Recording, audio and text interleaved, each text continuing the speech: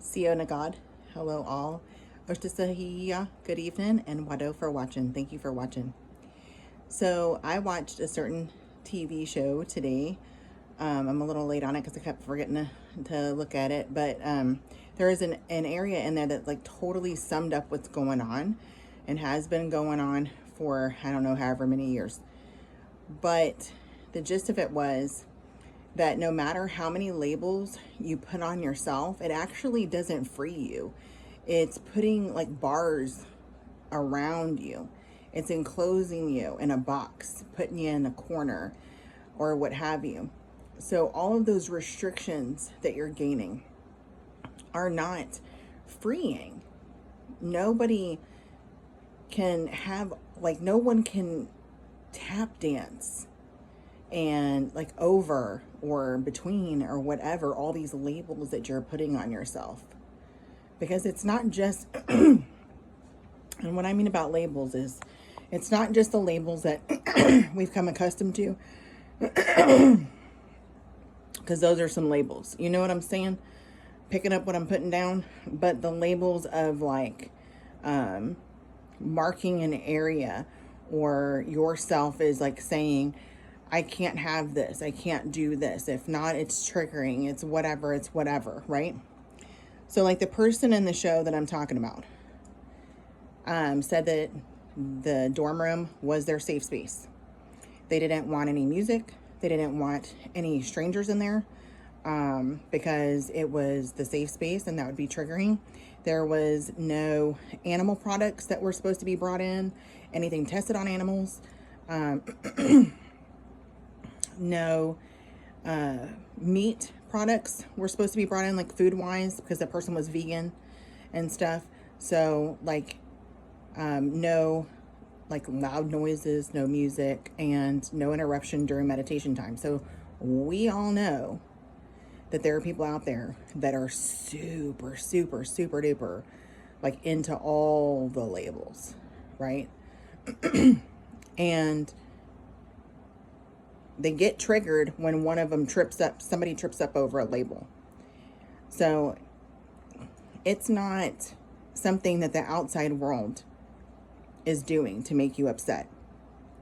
You are putting all of these things on you that people cannot navigate, and that in and of itself is going to keep you upset. So the cliques that you join, the groups and all that stuff that deal with that sort of thing, yeah, they will accept you. It's kind of like an eating disorder.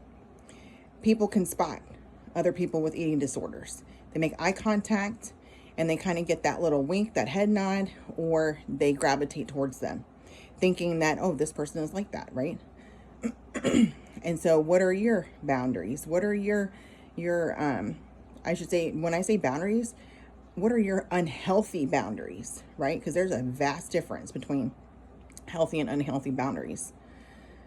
So if you have this laundry list of boundaries, I'm telling you it's unhealthy. I don't care what the boundaries are. It's unhealthy, okay? Because can't nobody live up to that. And it's a shame that you would even ask. So you're miserable in some kind of a way.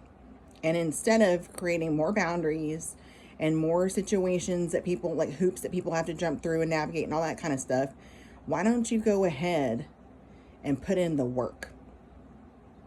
You know what I'm saying? Find out, like, just go to therapy. Don't go to a therapist that accepts your boundaries. Okay? Go to a therapist that is good in their craft. Don't go to somebody just because they're a woman. Don't go to somebody just because they're a man. You need to be challenged in therapy. You need to be putting in the daggum work. Because I'm telling you, the laundry list of boundaries that you're putting on yourself, that's the equivalent of a daggum blankie and a passy. Okay, because you're just literally pacifying yourself to think that if you have all this control because you feel out of control in some kind of way, then that's going to be good. And it ain't healthy. And then people, like you are the company that you keep. So these people that you bring around you, like children that are born into this stuff, they're brand new. They have no idea. They don't need your baggage, right? So don't be putting these labels. You know what I'm saying? There's ups and downs and ebbs and flows, and however anybody wants to act or dress or whatever it is that they want to, what they want to eat now, what they don't want to eat now. or whatever. Like our son, he said the other day, for his birthday, yesterday, today's the 14th, yeah, anyway, he said he wanted, for supper, he wanted pepperoni pizza. And I was like, again? Now, we don't eat like Papa John's, all that junk no more. But we do, like, if we'll get pizza, it'll be like from True Food Kitchen or something like that. Until I can get down my pizza dough recipe. Then, of course, we will be making that from scratch, baby. And I was like, because he had it the week that my hubster had his vasectomy reversal, which was, well, we're like 2 weeks post-op right now. So anyways, and I was like, again? He's like, yeah. And I said, well, what about Japanese food? Because they were running a promo and for Sugar Pine, and we love their Japanese food. And we get it ever so often. And he goes, yeah, that sounds great. And he goes, I said, what about Sugar Pine? No. And I was like, what, dude? You totally like Sugar Pine. He was like, I don't remember Sugar Pine. Right? I'm like, what? How can you not remember Sugar Pine? He goes, he's like, I don't know. Playing his Game Boy because it's his birthday and he gets to play it. And instead of just waiting for appointments. And I said, well, look at this. What about, you want the thing you normally get? And he was like, I don't even remember that. But it looks good. Get it for me. And I was like, what about the miso soup, right? And he was like, I don't remember that. I was like, dude, you really love that. Well, okay, get it for me, right? So anyways, he's not going to remember unless I remind him or whatever. Like, hey, you like this or whatever. Like, that's how fleeting things are for them. So, like, one day he may want to wear his Spider-Man pajamas. The next day he may hate Spider-Man or whatever it is. So you can't be pushing any boundaries, whether it's food or whatever it is, on these kids.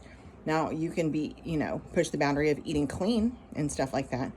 But I'm not going to make him a vegan. I'm not going to, like, you know what I'm saying? I'm not even going to do veganism because it didn't work for me and my family. What's working for us is cooking from scratch. But anyway, I hope you understand what I'm saying.